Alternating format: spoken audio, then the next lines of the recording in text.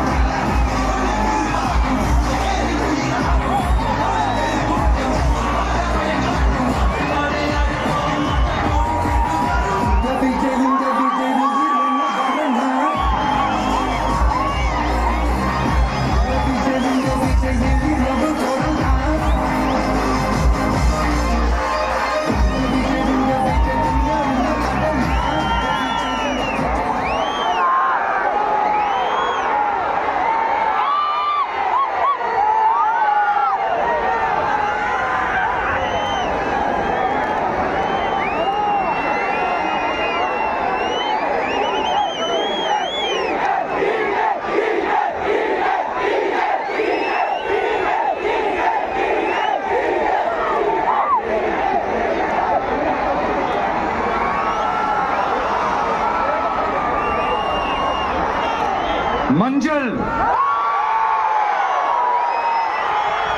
மஞ்சள் பொதுவா நல்ல காரியங்கள் ஸ்டார்ட் பண்றதுக்கு முன்னாடி இந்த மஞ்சள் எடுத்து வச்சுதான் ஸ்டார்ட் பண்ணுவாங்க. நம்ம வீட்டுல கூட நம்ம அம்மா, அக்கா, தங்கைகள் நமக்காக, நாம நல்லா இருக்கணும்ன்றதுக்காக மஞ்சள் புடவை கட்டிக்கிட்டு தான் வேண்டிக்குவாங்க. அப்படி அந்த மஞ்சள்னாலே ஒரு தனி வைப்பு தாங்க. நம்ம கொடியில கூட அந்த வைப்ரண்டான, அந்த எனர்ஜெட்டிக்கான அந்த மஞ்சள் இருக்குமே. அந்த மாதிரி மங்களகரமான மஞ்சள் விளையிற பூமி தான் இந்த ஈரோடு பூமி. இங்க வந்து மஞ்சளை பத்தி பேசாம வேற எங்க போய் பேசுறது? அது மட்டும் இல்ல, இங்க ஒரு மகத்தான ஒரு மனிதரை பத்தி நம்ம பேசி ஆகணும். இந்த ஈரோடு மண் விவசாயத்துக்கும் பேர் போன மண். இங்க நடக்கிற அந்த விவசாயத்துக்கு மிக முக்கியமான ஒரு கவசமா இருக்கிறது என்ன தெரியுமா? காளிங்கராயன் அணை, காளிங்கராயன் கால்வாய். காளிங்கராயன் அணை கட்டினதுலயும் கால்வாய் வெட்டினதுலயும் உயிரான, உணர்வு பூர்வமான நிறைய விஷயங்கள் இருக்குது. அப்படி அந்த ப்ராசஸ்ல அவர் அந்த அணை கட்டும் போதும் கால்வாய் வெட்டும் போதும் ரொம்ப சோர்வடைஞ்சிட்டாராம். அப்ப அவங்க அம்மா அதை பார்த்துட்டு சொன்னாங்களாம், மகனே காளிங்கா, தயிர் வித்த காசு தாழ்வாரம் வரைக்கும் இருக்குது, மோர் வித்த காசு முகட வரைக்கும் இருக்குது, அதை எடுத்துக்கிட்டு போய் அணைய கட்டியா கால்வாய வெட்டியான்னு சொல்லி தைரியம் கொடுத்தாங்களாம். பெத்த அம்மா கொடுக்கிற அந்த தைரியம் இருக்கு பாருங்க, அதை தாண்டி வேற எதுவுமே கிடையாதுங்க. ஒரு மனுஷனால எதையும் சாதிச்சு காட்ட முடியும். அப்படி ஒரு தைரியத்தை தான் இப்ப நீங்க என்னுடைய அம்மா, அக்கா, தங்கைகள், நண்பா, நண்பிகள், தோழர்கள் எல்லாரும் எனக்கு கொடுத்திருக்கிறீங்க. அதே தைரியத்தை, அதே துணையா என் கூட நிக்கிறீங்க. இதை எப்படி நம்ம பிரிச்சு விடலாம்? இதை எப்படி நம்ம கெடுக்கலாம்? என்னெல்லாம் அவதூறுகள் நம்ம விஜய் மேல சொல்லி மக்களை நம்ப வைக்கலாம்? என்னெல்லாம் சூழ்ச்சிகள் நம்ம விஜய் மேல பண்ணி மக்களை நம்ப வைக்கலாம்? இப்படி சூழ்ச்சிகளை மட்டுமே நம்பி பொழப்ப நடத்துற சில சூழ்ச்சிக்கார கூட்டங்கள் இதை தொடர்ந்து செஞ்சுக்கிட்டு தான் இருக்கு. ஆனா அவங்களுக்கு தெரியாது, இது இன்னைக்கு நேத்து வந்த உறவு இல்ல. கிட்டத்தட்ட 30-33 வருஷத்துக்கு மேல இருக்கிற உறவு. ஏன் நான் சினிமாவுக்கு வந்தப்போ எனக்கு வயசு 10. அப்பல இருந்த இந்த உறவு ஸ்டார்ட் ஆகி போயிட்டு இருக்குன்னு அவங்களுக்கு தெரியாம போச்சு. அதனால என்ன பண்ணாலும், நீங்க என்ன ட்ரை பண்ணாலும், எல்லாத்தையும் விட்டுட்டு மக்களுக்காக வந்திருக்கிற இந்த விஜய மக்கள் ஒரு நாளும் கைவிட மாட்டாங்க. மக்கள் கூடவே நிக்கிறாங்க, கூடவே நிப்பாங்கன்னு அவங்களுக்கு தெரியாம போச்சு. என்னப்பா நிப்பீங்கல்ல? உங்களை நம்பிதான்ப்பா வந்திருக்கிற. அதான் இந்த சத்தம் தாங்க வாழ்நாள்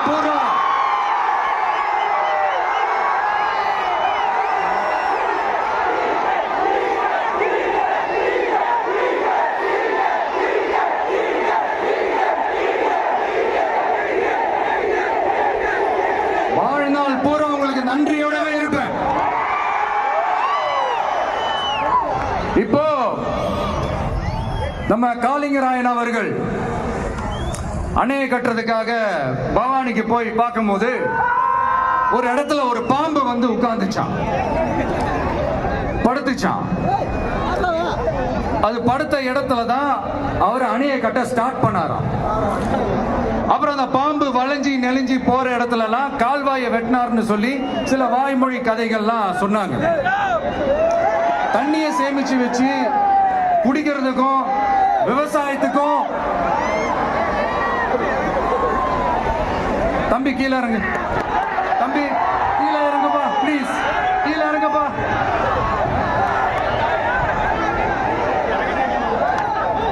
ஓகே, தேங்க்யூ கீழே இறங்கு, கீழே இறங்குப்பா. நீ இறங்கினாதான் புத்தம் கொடுப்பேன்.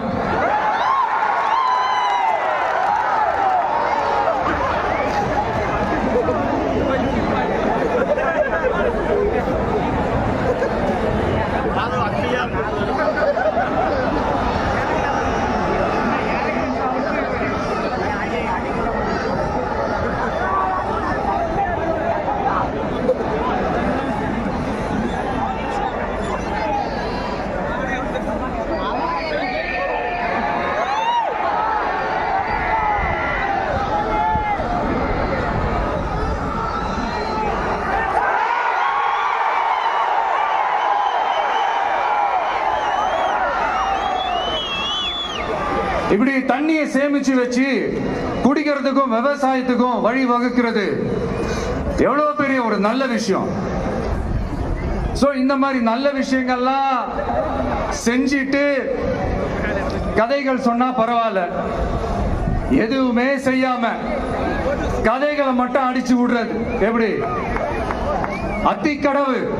அத்திக்கடவு அவிநாசி திட்டத்தை இன்னும் விரிவுபடுத்தினா அந்த 3 மாவட்டத்தில் இருக்கிற லட்சக்கணக்கான மக்களுக்கு எவ்வளவு பிரயோஜனமா இருக்கும். எத்தனையோ லட்சம் ஏக்கர் நிலங்கள்ல விவசாயம் நடத்தினா எவ்வளவு பிரயோஜனமா இருக்கும். ஏன் அதெல்லாம் பண்ண மாட்டேன்றீங்க? வள்ளுவர் கோட்டத்துக்கு காட்டுற அக்கறைய இங்க மக்கள் வாழ்வாதாரத்துல கொஞ்சம் காட்டலாம்ல, ஏன் காட்ட மாட்டேன்றீங்க? இங்க என்ன கவர்மெண்ட் நடத்துறாங்களா இல்ல கண்காட்சி நடத்துறாங்களா? இந்த 21ஆம் நூற்றாண்டிலே மக்களை பத்தி எதுவுமே யோசிக்கிறது இல்ல. ஆனா அந்த காலத்திலேயே இது எல்லாத்தையும் பத்தி யோசிச்ச, மக்களை பத்தி, குடிக்கிற தண்ணியை பத்தி, விவசாயத்தை பத்தி, அணை கட்டுறதை பத்தி, கால்வாய் வெட்டுறதை பத்தி, இதெல்லாம் எங்கிருந்து? பவானியிலிருந்து நொய்யலாறு வரைக்கும் கால்வாய் வெட்டி இது எல்லாத்தையும் பத்தி யோசிச்ச காளிங்கராயன் அவர்களுக்கு கோடி கும்பிடு போட்டாலும் பார்த்தாதுங்க. இப்படி அந்த காலத்துல இருந்த ஒரு ஹீரோவை பத்தி பேசிட்டு இந்த காலத்துல, அதாவது 1920th செஞ்சுரியில இருந்த ஒரு ஹீரோவையும் பத்தி நம்ம பேசி ஆகணும்ல. ஒருத்தர் இலகிய மனம் கொண்ட ஹீரோனா, இன்னொருத்தர் இரும்பு மாதிரி அயன்மேன் தான். எஸ், நம்ம ஈரோடு கடப்பாறை தான்.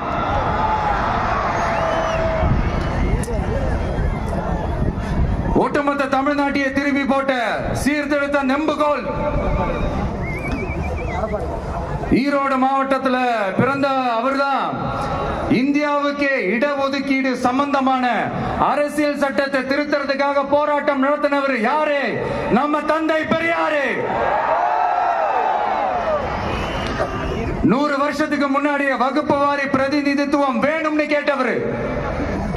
அன்னைக்கும் சரி இன்னைக்கும் சரி ஒரு ஆச்சரியத்தோட பார்க்கக்கூடிய ஒரு மனிதர், நம்மளுடைய கொள்கை தலைவர்.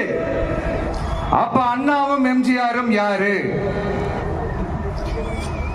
பெரியார் அவர்கள் கிட்ட இருந்து எங்களுக்கு தேவையான கொள்கைகளை எடுத்துக்கிட்டோம். அவரை ஃபாலோ பண்ற, அவரை வழிகாட்டி ஏத்துக்கிட்ட அண்ணா அவர்கள் கிட்ட இருந்தோம், எம்ஜிஆர் அவர்கள் கிட்ட இருந்தோம் தேர்தல் அணுகுமுறையை எடுத்துக்கிட்டோம். அண்ணாவும் எம்ஜிஆரும் தமிழ்நாட்டோட சொத்து, அவங்கள பயன்படுத்துறத பத்தி யாரும் இங்க கம்ப்ளைண்ட்லாம் பண்ண முடியாது. அண்ணா எங்களோடது, எம்ஜிஆர் என்னோடது, எங்களோடது, நீங்களாம் எடுத்துக்க கூடாது அப்படிலாம் யாரும் இங்க அழுதுட்டு இருக்க முடியாது, சொல்லிவிட்டேன்.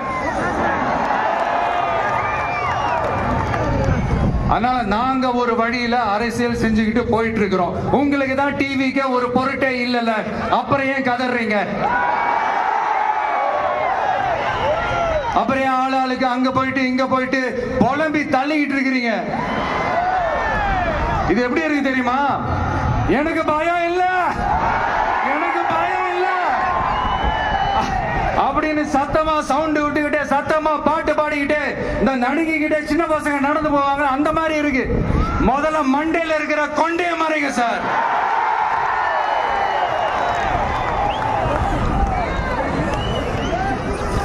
சும்மா மாறு வேஷத்துல மறு வச்சுக்கிட்டு மீடியா ஆளு, ரேடியோ ஆளுன்னு இவங்க ஆளுங்களை மாத்தி மாத்தி அனுப்பிக்கிட்டு, இதெல்லாம் என்ன மக்களுக்கு தெரியாதுன்னு நினைச்சிட்டு இருக்கீங்களா?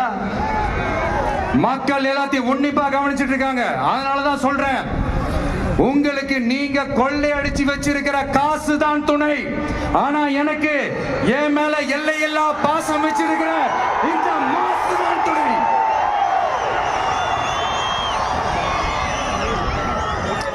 இப்படி நமக்கு துணையாயிட்டு இருக்கிற ஈரோடு மக்களுக்காக நான் இப்போ குரல் கொடுக்கலாம் வந்திருக்கிறேன். சரி, இப்ப விஷயத்துக்கு வருவோம். பெரியார் அவர்கள் கிட்ட இருந்த அந்த செல்வாக்கையும் அந்த பதவிகளையும் அந்த பவரையும் வச்சுக்கிட்டு அவர் என்ன சொன்னார் தெரியுமா? இவ்வளவு செல்வாக்கு, இவ்வளவு பதவிகள், இவ்வளவு பவர் இருந்தோம் நான் ஒரு 5 பைசா காசு சம்பாதிச்சிருப்பேனா? எனக்கோ இல்ல என் குடும்பத்துக்கோ பட்டங்கள் வேணும், பதவி வேணும்னு ஏதாவது கேட்டிருப்பேனா? இல்ல ஏதாவது லாபம் பார்த்திருப்பேனா? இல்ல எதுக்காவது ஆசைப்பட்டிருப்பேனா? ஆனா அவர் பேரை சொல்லிக்கிட்டு, அவருடைய கொள்கையை ஃபாலோ பண்றதா சொல்லிக்கிட்டு இப்ப ஆட்சியில இருக்கிறவங்க என்னெல்லாம் செய்யறாங்கன்னு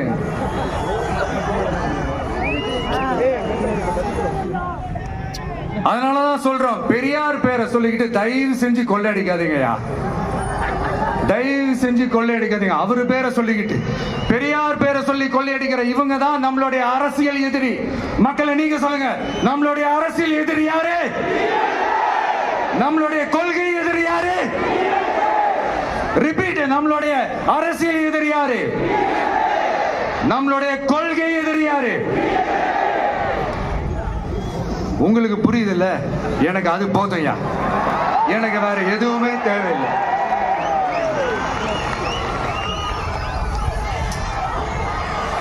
அதனாலதான்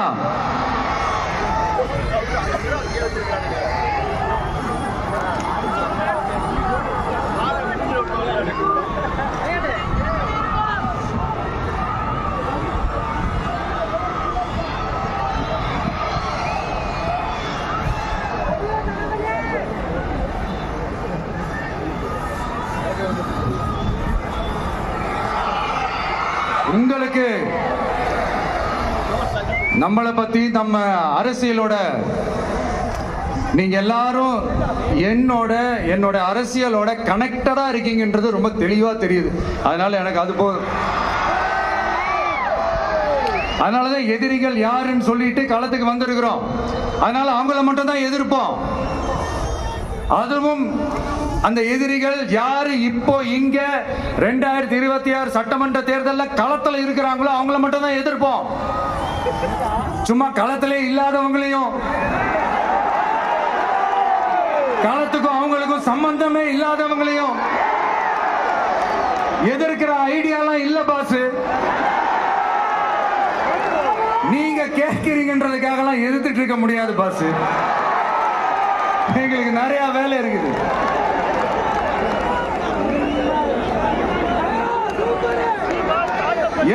எத்தனை பொய்யான வாக்குறுதிகள். வந்த உடனே நீட்டை ரத்து செய்வோம், கல்வி கடனை ரத்து செய்வோம், கேஸ் சிலிண்டருக்கு மானியமா 100 ரூபாய் தருவோம், என்னெல்லாம் அடிச்சு விட்டுட்டு இன்னி வரைக்கும் கேட்கிறேன், இதெல்லாம் சொன்னாங்களே செஞ்சாங்களா? இங்க எப்பவுமே இப்படிதான், சொல்றது ஒண்ணு செய்யறது ஒண்ணு. திமுகவும் பிரச்சனைகளும் ஃபெவிகால் போட்டு ஓட்டின ஃப்ரெண்ட்ஸ் மாதிரி ஒண்ணுல இருந்து ஒண்ணு பிரிக்கவே முடியாது. இப்போ ஈரோடு பகுதியில் இருக்கிற பிரச்சனையை பத்தி பேசுவோம். பெரியார் பேரை மட்டும் சொல்லிக்கிட்டு எப்படி அவரோட கொள்கைகளுக்கு எதிராக செயல்படுறாங்களோ அப்படிதான் இந்த மஞ்சள் நகரத்தோட மஞ்சளுக்கும் ஒண்ணு பண்ணல, மஞ்சள் விவசாயிகளுக்கும் ஒண்ணு பண்ணல. ஆராய்ச்சி மையம், சிறப்பு மையம்னு கோடியா டெண்டர் விட்டாங்க, பேருக்கு கட்டிடத்தை கட்டினாங்க. ஆனா உலகமே போட்டி போட்டு வாங்குற மஞ்சளை மதிப்பு கூட்டி விற்பனை செய்ய, அதாவது அதோட வேல்யூ இன்க்ரீஸ் பண்ணி நம்ம விவசாயிகளுக்கும் இந்த மாவட்ட மக்களுக்கும் நன்மை செய்ய இதுவரைக்கும் என்ன செஞ்சிருக்காங்கன்னு யோசிச்சு பார்த்தா ஒரு பெரிய ஜீரோ தான். கரும்பு நெல்லுக்கு அரசாங்கம் விலை பிக்ஸ் பண்றாங்க, அதையும் ஒழுங்கா பண்றதில்ல. ஒவ்வொரு முறையும் பிரச்சனை. அங்க நெல் கொள்முதல் செய்யறதுல ஊழல். சரி, நாம கஷ்டப்பட்டு விளைய வச்சது வீணா போக கூடாதுன்னு நினைச்சு நம்ம விவசாயிகள் கேட்கிற லஞ்சத்தை கொடுத்தாலும் அதுக்கப்புறம் கூட அந்த கொள்முதல் ஒழுங்கா நடக்கிறது இல்லை. அதையும் தாண்டி ஏதோ ஒரு விலை விவசாயிகளுக்கு கிடைக்குது. அப்படிலாம் இல்லாம ஒழுங்கா நேர்மையா நம்ம மஞ்சளுக்கும் நியாயமான விலை பிக்ஸ் பண்ணி தரமான விதைகளை கொடுத்தா என்ன குறைஞ்சா போயிடுவாங்க? இதெல்லாம் யோசிக்கிறதுக்கு அவங்களுக்கு நேரமே இல்லை. 24/7 அவங்களோட யோசனை என்ன தெரியுமா? இந்த விஜயை எப்படி முடக்கலாம், தமிழக வெற்றி கழகத்தை எப்படியெல்லாம் முடக்கலாம், அப்படிதான் அவங்களுடைய சிந்தனையே 24/7. எத்தனையோ வருஷத்துக்கு முன்னாடி நம்ம காளிங்கராயர் நதிகளின் இணைப்புக்கு முன்னோடியா இருந்தார். பவானி ஆத்துல வர அதிகமான தண்ணீர் அணை கட்டி தேக்கி தண்ணீர் வறட்சியான பகுதிகளுக்கு அனுப்பினாரு. ஆனா இன்னைக்கு இவ்வளவு நவீன வசதிகள் இருந்தோம், இவ்வளவு சயின்ஸ் வளர்ச்சிகள் இருந்தோம், இவ்வளவு டெக்னாலஜி வளர்ச்சிகள் இருந்தோம், அவங்க வாக்குறுதியில் ஒண்ணு கொடுத்தாங்கல்ல, பவானி நொய்யலாறு அமராவதி 6 இணைப்பு திட்டத்துக்கு ஒரு துரும்ப கூட கிள்ளி போடல. வாக்குறுதி நம்பர் 103 சொன்னாங்களே செஞ்சாங்களா? சரி, இதாவது ஒரு பெரிய ப்ராஜெக்ட் வைங்க. ஆறுகளை சுத்தப்படுத்த பல ஆயிரம் கோடி நிதி ஒதுக்குவோம், தமிழ்நாட்டில் உள்ள ஆறுகளை சுத்தப்படுத்துவோம்னு சொன்னாங்களே செஞ்சாங்களா? ஆனா ஆத்து மணலை கொள்ளையடிக்கிறதுல மட்டும் வேலையை கரெக்டா செய்வாங்க. இதை நான் ஏன் திரும்ப திரும்ப சொல்றேன்னா, மக்களே நீங்க புரிஞ்சுக்கணும். கொஞ்சம் வசந்தா மற்ற மாவட்டங்கள்ல மணல் காணாம போன மாதிரி, மலைகள் காணாம போன மாதிரி, நம்ம மாவட்டத்தில் தனி வளத்தை கொடுத்த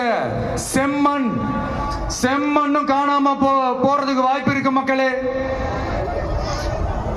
நம்ம மண்ணுக்கும் நம்ம ஆத்துக்கும் நம்ம விவசாயிக்கும் தான் இந்த மோசமான நிலைமை. அதனால ஏதாவது தொழில் செஞ்சு பிழைக்கலாம்னு பார்த்தா அதுக்கும் எங்க விடுறாங்க. தொழில்னு பார்த்தா 30% நெசவாளர்களுக்கு கூலி பாக்கி. அரசாங்கம் நம்ம நெசவாளர்கள் கிட்ட இருந்து கொள்முதல் செய்த வேட்டி சேலைக்கான கூலியை கூட போராடி தான் வாங்க வேண்டியதா இருக்குது. அது சலுகையோ உதவியோ நலத்திட்டமோ கிடைக்காது. நம்ம உழைப்புக்கான ஊதியம், நம்மளோட உரிமை, அதுக்கே போராட வேண்டிய நிலையில தான் இந்த அரசாங்கம் நம்மளை வச்சிருக்கு. நல்லா பாத்துக்கங்க மக்களே, உரிமைக்கு குரல் கொடுத்தவங்க தான் இவங்க. சிறு குறு தொழில்கள் பீக் ஹவர்ஸ் சார்ஜ்னு கரண்ட்டுக்கு அநியாய விலை வச்சு அதையும் செய்ய விடாம நம்மளை முடக்கிடுறாங்க. அந்த பீக் ஹவர்ஸ் சார்ஜ் கொள்ளையால எத்தனை வருஷமா எவ்வளவு பேர் பாதிக்கப்படுறோம், எவ்வளவு தொழில்கள் பாதிக்கப்படுது. நாமளும் கத்துறோம், போராடுறோம், கோரிக்கை வைக்கிறோம். எதையாவது இவங்க கண்டுக்கிறாங்களா? கொஞ்சம் யோசிங்க. ஏன் கண்டுக்க மாட்டேன்றாங்கன்னு கொஞ்சம் யோசிங்க. அப்பதாங்க பிரைவேட்ல அதிக விலைக்கு கரண்ட் வாங்க முடியும், அதுக்கு டெண்டர் விட முடியும். அப்படி டெண்டர் விட்ட மேட்டர்ல எல்லாம் என்ன நடக்கும்னு உங்களுக்கும் தெரியும், எனக்கும் தெரியும், நம்ம எல்லாருக்குமே தெரியும். இந்த மாதிரி ஈரோட்ல மட்டும் இல்ல, எந்த மாவட்டத்துக்கு போனாலும் பிரச்சனைகள் மேல பிரச்சனைகள் தான்.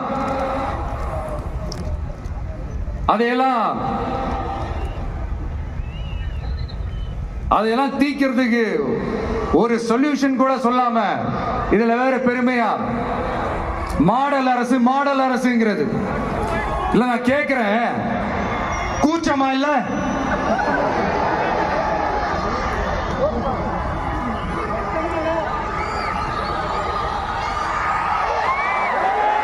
இதெல்லாம் கேட்டா அப்படியே நம்ம பக்கம் யூட்டர்ன் அடிச்சு வந்துருவாங்க. விஜய் என்ன அரசியல பேச மாட்டேன்றாரு, விஜய் என்ன சினிமா டயலாக் மாதிரி பேசுறாரு, விஜய் என்ன பஞ்ச் டயலாக் பேசுறாரு, விஜய் என்ன 10 நிமிஷம் தான் பேசுறாரு, 9 நிமிஷம் தான் பேசுறாரு. நான் எத்தனை நிமிஷம் பேசினா உங்களுக்கு என்ன சார்? நான் எப்படி பேசினா உங்களுக்கு என்ன சார்? உள்ள விஷயம் என்னன்னு பாருங்க சார். ஒவ்வொரு மாவட்டத்துக்கும் போய் மக்கள் ஃபேஸ் பண்ற பிரச்சனைகளை எடுத்து பேசிட்டு இருக்கிறேன். பின்ன அது அரசியல் இல்லாம வேற எதுதான் அரசியல்? உங்களை மாதிரி தனிப்பட்ட முறையில தரக்குறைவா அசிங்கமா பேசுறதுதான் அரசியல்னா அந்த அரசியல் நமக்கு வராதுன்னா நல்லாவே வரும்.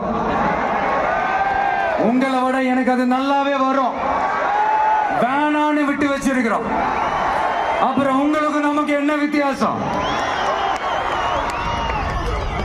காஞ்சிபுரத்தில் நாம பேசும்போது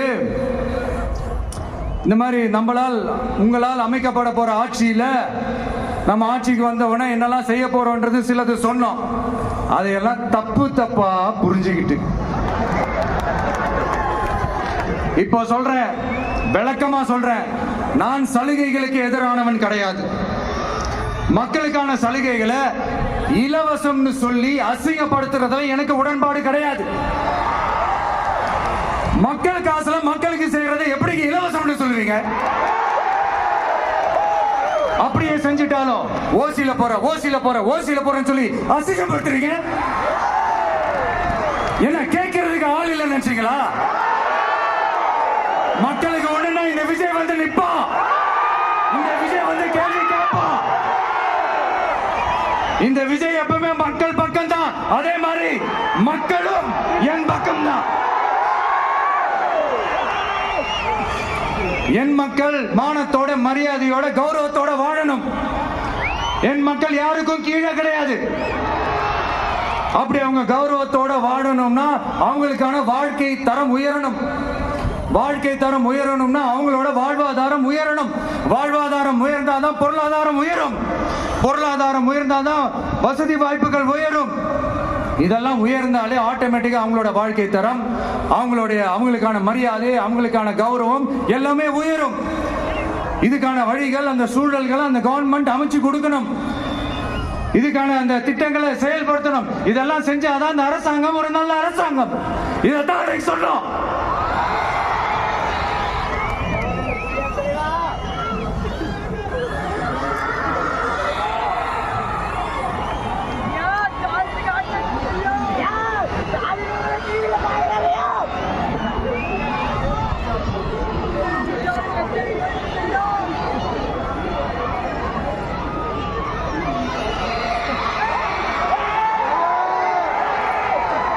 இதைத்தான் இன்னைக்கு சொன்னோம். உடனே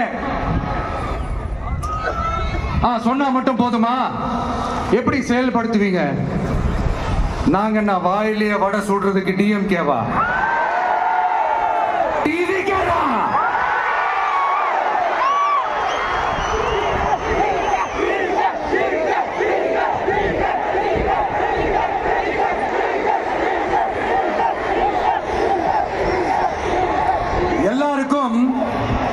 எல்லாருக்கும் நிரந்தரமான ஒரு வீடு இருக்கணும்னு சொன்னோம்.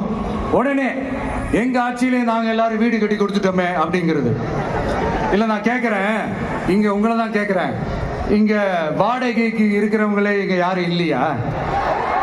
எல்லாருக்கும் சொந்தமா வீடு கட்டி கொடுத்துட்டாங்களா? அடுத்து வீட்டில் இருக்கிற ஒவ்வொருத்தரும் மினிமம் டிகிரி படிச்சிருக்கணும் அப்படின்னு சொன்னோம். உடனே எங்க ஆட்சியிலே எல்லாரும் டிகிரி படிச்சு முடிச்சிட்டாங்களே அப்படிங்கிற மாதிரி சொல்றது அது உண்மைனா?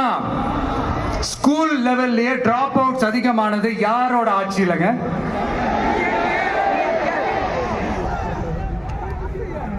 பசங்க பிள்ளைங்க யாரும் ஸ்கூல்ல சேரலன்னு சொல்லிட்டு எனக்கு தெரிஞ்சு 207 கவர்மெண்ட் ஸ்கூல்ஸ் மூடினது யாரோட ஆட்சியிலங்க? இதுல கல்வியில் சிறந்த தமிழ்நாடுன்னு டிராமா வேற. அடுத்து குடும்பத்தில் ஒருத்தருக்கு நிரந்தரமான வருமானம் வரணும், வேலை வாய்ப்பு கிடைக்கணும் அப்படின்னா நாங்க கொடுக்காத வருமானமா, நாங்க கொடுக்காத வேலையா அப்படிங்கிறது. எத்தனையோ லட்சம் காலி பணியிடங்கள் நிரப்புவோம்னு வாக்குறுதி கொடுத்துட்டு ஆட்சிக்கு வந்தீங்களே, எத்தனை லட்சம் காலி பணியிடங்களை நிரப்புனீங்க? அட்லீஸ்ட் 1 லட்சம் காலி பணியிடங்களாவது நிரப்புனீங்களா? இதெல்லாம் சொல்லிட்டு மக்களை ஏமாத்துறது யாரோட ஆட்சியிலங்க? அடுத்து ரொம்ப முக்கியமா, பெண்களுக்கு பாதுகாப்பு இல்ல, சட்டம் ஒழுங்கு சரியா இல்லைன்னு சொன்னா தமிழ்நாட்டில் பெண்கள் பாதுகாப்பு தான் அதிகமா இருக்குதான். நீங்க சொல்லுங்க மக்களே, பெண்கள் பாதுகாப்பு இருக்கு, சட்டம் ஒழுங்கு சரியா இருக்கு? அவங்க சொல்றது உண்மையா? அவங்க சொல்றதை நீங்க ஏத்துக்கிறீங்களா?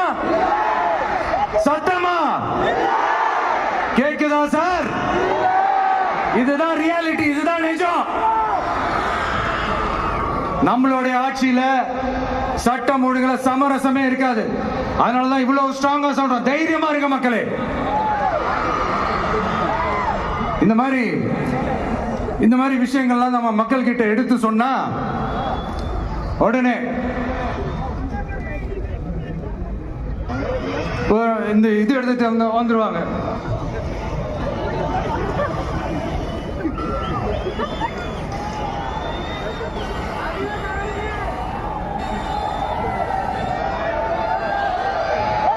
இந்த மாதிரி இதெல்லாம் என்னென்ன செய்ய போறோன்றது சிலதெல்லாம் காஞ்சிபுரத்தில் சொன்ன மாதிரி சொன்னா எல்லாத்தையும் தப்பு தப்பா திருச்சி பேசிக்கிட்டு அவதூறு பரப்பிக்கிட்டு. நான் கூட யோசிப்பேன், எம்ஜிஆர் அவர்களும் மேடம் ஜெயலலிதா மேடம் அவங்களும் ஒரே வார்த்தையில சொல்லி இந்த திமுகவை காலி பண்ணாங்கல்ல. நான் கூட யோசிப்பேன், ஏன் இவ்வளவு ஹார்ஷா பேசுறாங்க, ஏன் இவ்வளவு ஹார்ஷா அவங்கள திட்டுறாங்கன்னு யோசிச்சது உண்டு. இப்பதானே புரியுது. அவங்க 2 பேரும் சொன்னதை இப்ப நானும் ரிப்பீட் பண்றேன். திமுக ஒரு தீய சக்தி,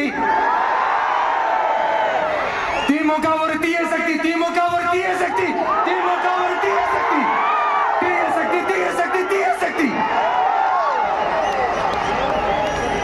என் நெஞ்சில் குடியிருக்கும் ஈரோடு மக்களே,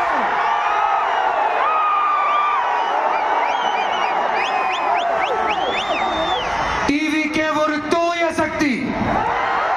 எப்படி? டிவிகே ஒரு தூய சக்தி. தூய சக்தி டிவிகேவுக்கும் தீய சக்தி டிஎம்கேவுக்கும் தான் போட்டியே.